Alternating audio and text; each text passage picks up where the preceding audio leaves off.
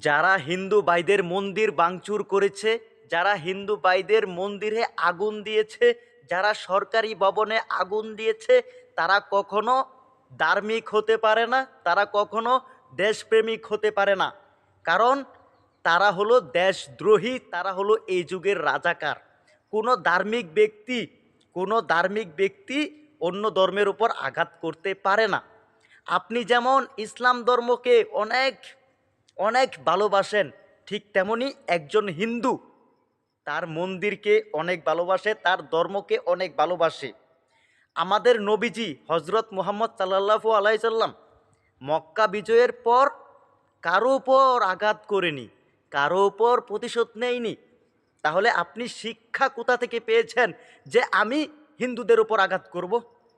আপনি তো মেয়ে দেশদ্রোহী। আপনি প্রকৃত শিক্ষায় শিক্ষিত নন। আপনার বাবা মা